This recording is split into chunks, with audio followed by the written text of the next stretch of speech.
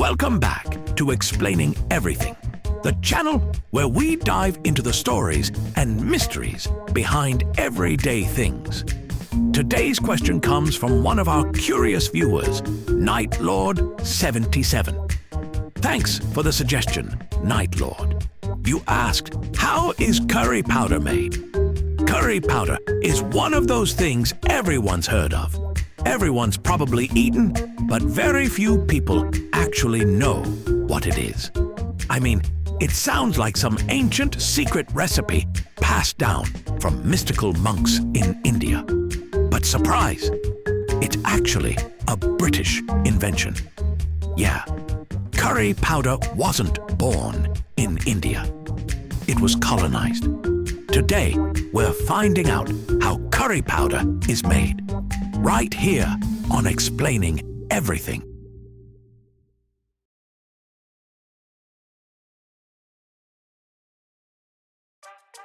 Okay, so here's the thing.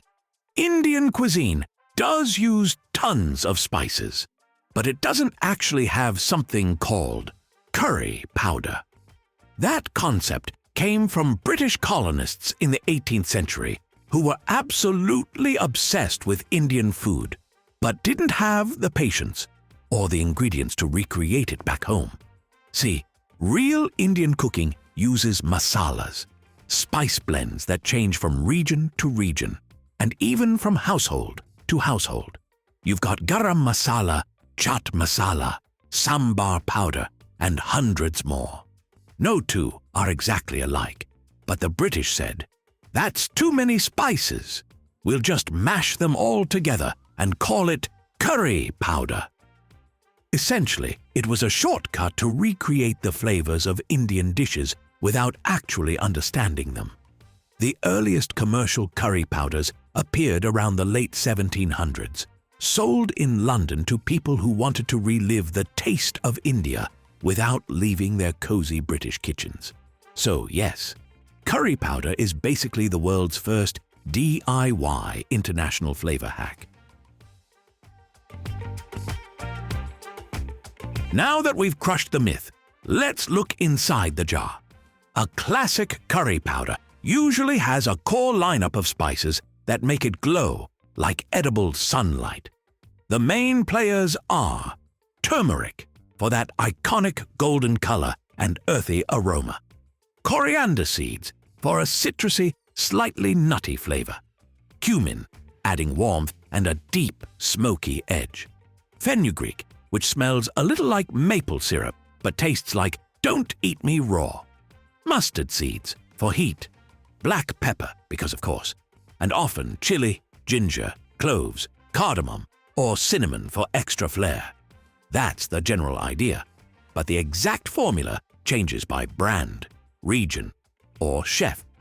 Some blends lean more toward sweet and aromatic, others toward fiery and punchy. If you think of curry powder as a band, turmeric is the lead singer, coriander is the rhythm guitarist, cumin is the bassist keeping things grounded, and chili is the drummer who's way too loud but somehow makes it work.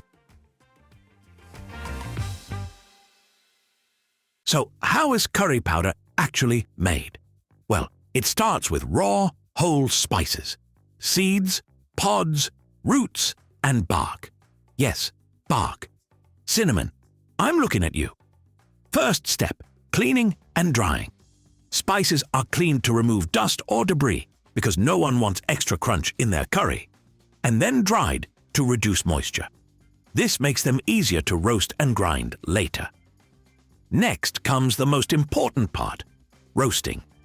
Each spice is gently roasted in a dry pan to unlock its oils and intensify flavor. It's like waking the spices up with a caffeine shot. But it's delicate work.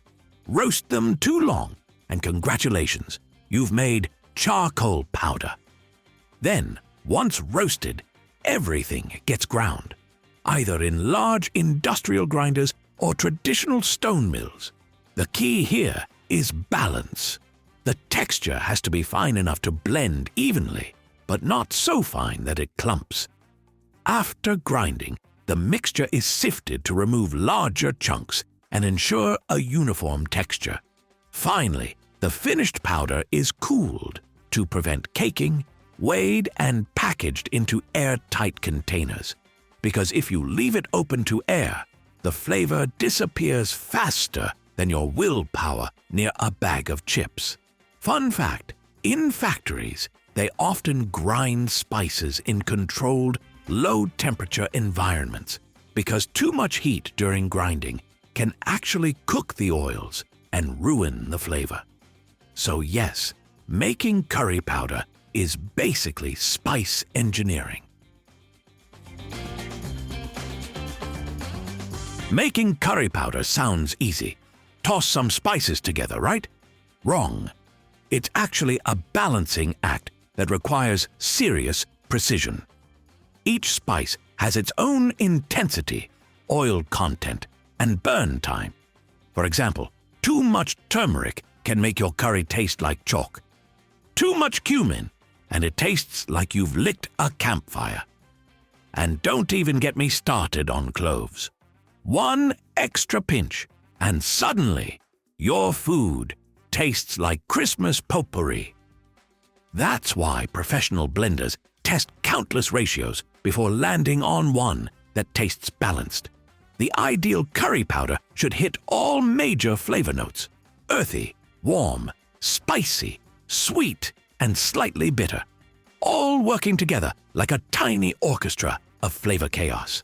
It's also why homemade curry powders can taste wildly different each time you make them, even if you swear you followed the same recipe. Spices vary in strength depending on where and when they were grown, how long they've been stored, and even humidity in your kitchen. Basically, curry powder isn't just a spice blend. It's controlled chaos, bottled, labeled, and sold for $3.99. So the next time you sprinkle curry powder into your food, remember, you're not tasting an ancient Indian secret. You're tasting a global story. Born from British curiosity, inspired by Indian tradition, and perfected by centuries of spice mastery. Curry powder might not be authentic to India, but it is a symbol of how flavors cross borders, cultures, and centuries, all while somehow staining every countertop it touches. If you enjoyed this deep dive into curry powders, don't forget to like, subscribe, and if you'll excuse me, I suddenly need rice. Also, if you have suggestions for our next video, feel free to share them in the comments below. We'll be sure to give you an acknowledgement for your contribution. If you enjoyed this video, please check out our other bingeable channels. Thank you for tuning in, and join us next time here in the channel that answers all the why, what, who, where, and how questions you've always wondered about, here on Explaining Everything.